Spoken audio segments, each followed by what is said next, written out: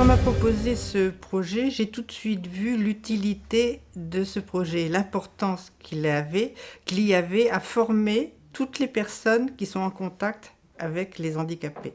On ne peut pas aborder un malade psychique de la même manière qu'un déficient intellectuel.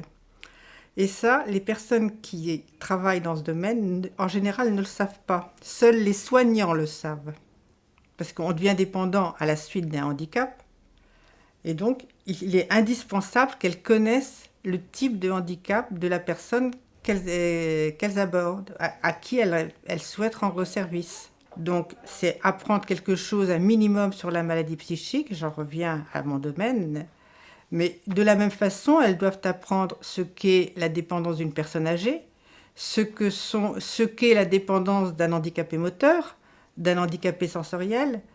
Et je pense que tous ces travailleurs sociaux auprès des handicapés doivent être au courant des problématiques spécifiques à chaque handicap.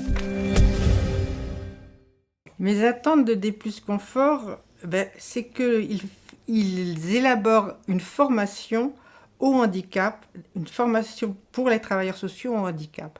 Tous les handicaps sont spécifiques. Il y a bien sûr le handicap psychique que je représente, mais je suis bien placée pour savoir, en tant que membre d'une commission de l'autonomie, qu'il y a toutes sortes de handicaps et que chaque handicap a sa spécificité. Il y a les handicapés moteurs, il y a les handicapés sensoriels, il y a les handicapés intellectuels, il y a les handicapés psychologiques. Et tout cela est extrêmement différent et leurs problématiques n'ont rien à voir les uns avec les autres. Un handicapé sensoriel, un aveugle, il a besoin d'un chien.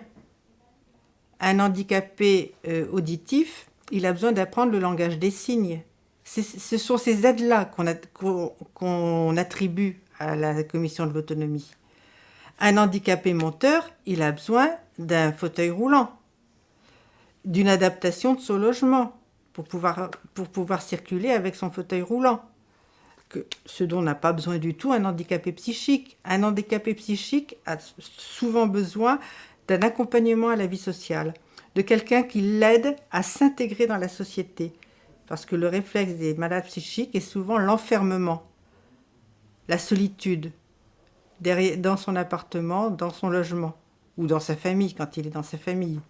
Mais justement, il faut les aider à sortir, à reprendre confiance en eux, à s'ouvrir aux autres, à collaborer avec d'autres. Pour moi, le handicap, c'est différent de la maladie. Une maladie, c'est cerné dans le temps. Ça a un début et une fin, heureuse ou malheureuse. Mais c'est bien cerné dans le temps. Un handicap, ça dure toute la vie.